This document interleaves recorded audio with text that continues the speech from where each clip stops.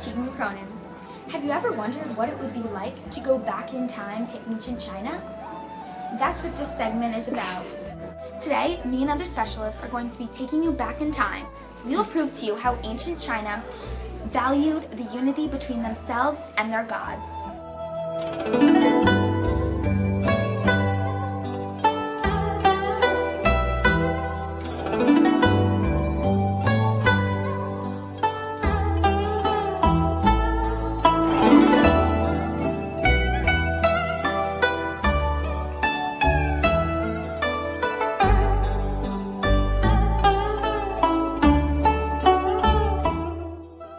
These early civilizations, though different, both valued the unity between themselves and their gods.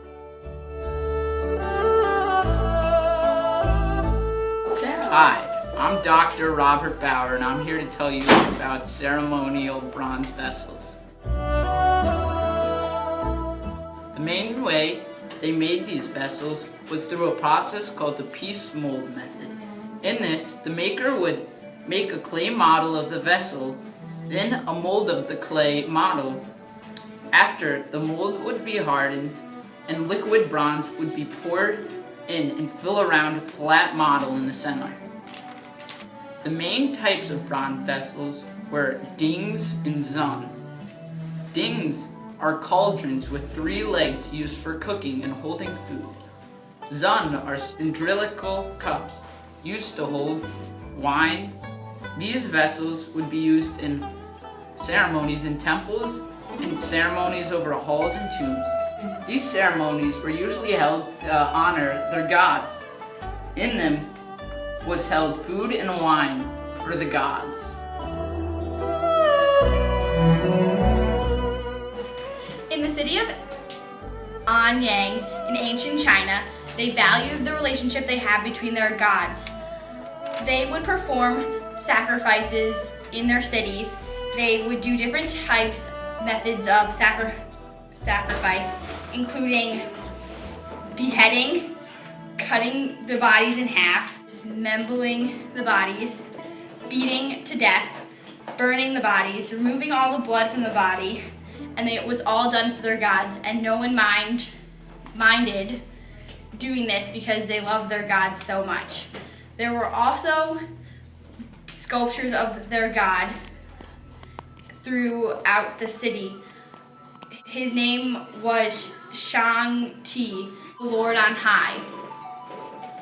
The people of Anyang were religious and they did everything for their gods, and because of that, this is why they valued their gods so much and their unity between themselves and their god.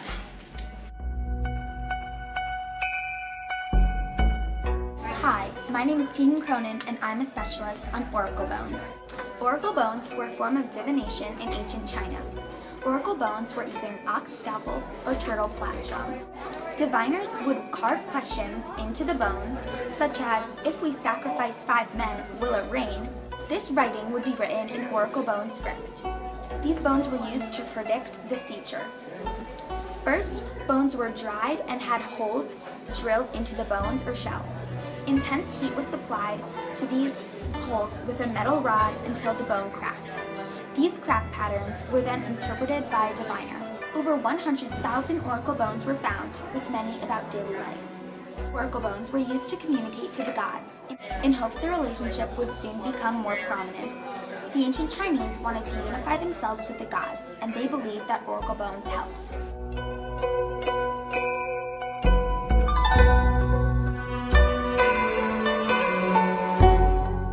Hi, I'm Zachary Silvestro, and I will be talking to you about the Mandate of Heaven. The Mandate of Heaven is a philosophical concept. It was created after the last rule of the Shang King in 1912 CE to get the trust of the people for a leader to rule. In the Mandate of Heaven, it told the people that the gods have given them the right to rule. The right to rule is not limited to one dynasty, and the right to rule is also based on the virtue of the ruler. The Mandate of Heaven helps unify the people with the gods by allowing the gods to choose who rules. I'm Alex Lofredo, and I'm here to tell you about ancestor veneration. Ancestor veneration, created in ancient China, is the practice that addressed prayers and offerings to their dead ancestors, providing them with well-being in the afterlife, and keeping family lineage intact.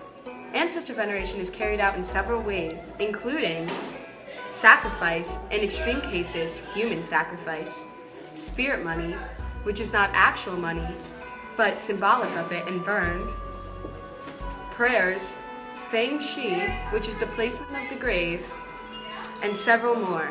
Ancestor veneration is also carried out because they believe that their ancestors' happiness depends on the success of their land, including their crops, their wealth, and their health.